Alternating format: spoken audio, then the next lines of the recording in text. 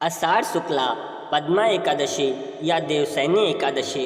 ओम शांताकारं भुजंगशयनं पद्मनाभं सुरेशं विश्वाधारं गगनसदृशं मेघवर्णं शुभागमयं लक्ष्मीकान्तं कमलनयनं योगविद्यानगमयं वन्दे विष्णुभवभयहरणं सर्वलोकैकनाथनं। श्री विष्णु भगवान की जय। एकादशी मैया की जय। श्री कृष्ण भगवान की जय। श्री नारायण भगवान की जय। धर्मराज युधिष्ठिर कहने लगे कि हे केशव, आषाढ़ शुक्ला एकादशी का क्या नाम है? इस व्रत के करने की विधि क्या है और किस देवता का पूजन किया जाता है? श्री कृष्ण कहने लगे, हे युधिष्ठिर, जिस कथा को ब्रह्मा जी ने नारद जी से कहा था, मैं वही तुमसे कहता हूँ। एक समय नारद जी ने ब्रह्मा जी से यही प्रश्न किया। तब ब्रह्मा जी ने उत्तर दिया कि हे नारद, तुमने कलयुगी जीवों के उद्धार हेतु अत्युत्तम प्रश्न किया है, क्योंकि एकादशी व्रत सब व्रतों में श्रेष्ठ है। इस व्रत से समस्त पाप नष्ट हो जाते हैं और जो व्यक्ति इस व्रत को नहीं करते वह अभाग्यहीन होते हैं। इस व्रत के करने से भगवान विष्णु प्रसन्न होते हैं। इस एकादशी का नाम पद्मा है। अब मैं तुमसे एक पौराणिक कथा कहता हूँ, तुम एकाग्रचित होकर सुनो। सूर्यवंश में मांधाता नाम का एक चक्रवर्ती राजा हुआ करता था, जो सत्यवादी और महान प्रतापी था। वह अपनी प्रजा का पुत्र की तरह पालन किया करता था। उसकी प्रजा धन धान्य से भरपूर और सुखी थी। उसके राज्य में कभी अकाल नहीं पड़ता था। एक समय उस राजा के राज्य में 3 वर्ष तक वर्षा नहीं हुई और अकाल पड़ गया। प्रजा अन्न की कमी के कारण अत्यंत दुखी हो गई। अन्न के न होने से राज्य में यज्ञादि भी बंद हो गए।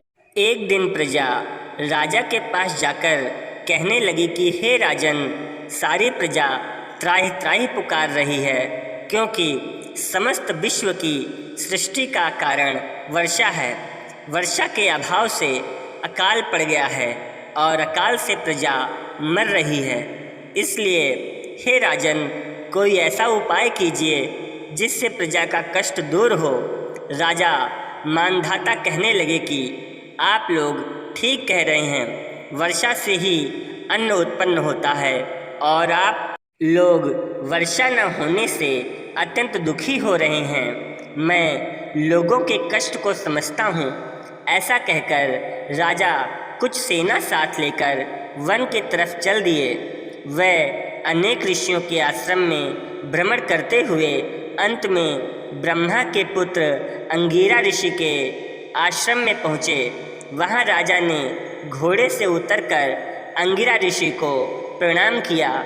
मुनि ने राजा को आशीर्वाद देकर कुशल क्षेम पूछने के पश्चात उनसे आश्रम में आने का कारण पूछा। राजा ने हाथ जोड़कर विनीत भाव से कहा कि भगवान, सब प्रकार से धर्म पालन करने पर भी मेरे राज्य में अकाल पड़ गया है।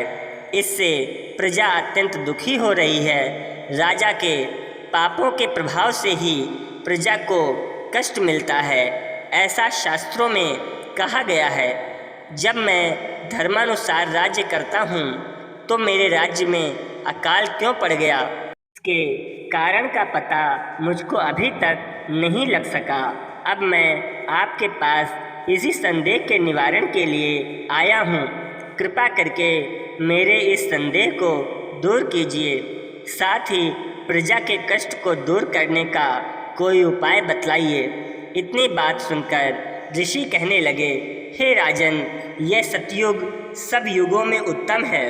इसमें धर्म के चारों चरण सम्मिलित हैं, अर्थात इस युग में धर्म की सबसे अधिक उन्नति है।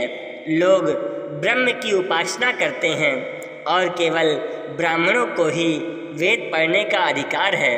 ब्राह्मण ही तपस्या करने का अधिकार रखते हैं, परंतु आपके राज्य में एक शूद्र तपस्या कर रहा है। इसी दोष के कारण आपके राज्य में वर्षा नहीं हो रही है। इसलिए यदि आप प्रजा का भला चाहते हो तो उस शूद्र का वध कर दो। इस पर राजा कहने लगे कि महाराज, मैं उस निरपराध तपस्या करने वाले शूद्र को किस तरह मार सकता हूँ? आप इस दोष से छूटने का कोई और उपाय बताइए। तब ऋषि कहने लगे, हे राजन, यदि तुम अन्य उपाय जानना चाहते हो तो सुनो। आषाढ़ मास के शुक्ल पक्ष की पद्मा नाम की एकादशी का विधि पूर्वक व्रत करो।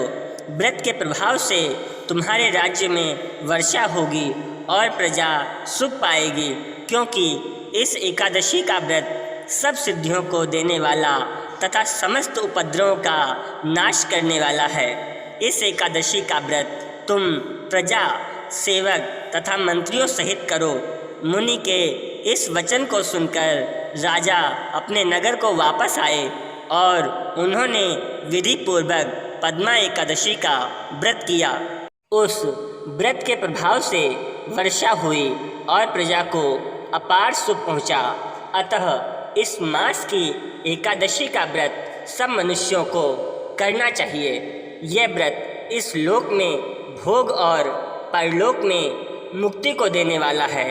इसकी कथा को पढ़ने, सुनने और सुनाने से मनुष्य के समस्त पाप नष्ट हो जाते हैं। श्री विष्णु भगवान की जय। श्री नारायण भगवान की जय। श्री एकादशी मैया की जय। श्री कृष्ण भगवान की जय। इस व्रत में फलाहार का विधान। इस दिन किशमिश का सागार लेना चाहिए। व्रत में किशमिश, फल, दूध, मिठाई आदि लिए जा सकते हैं।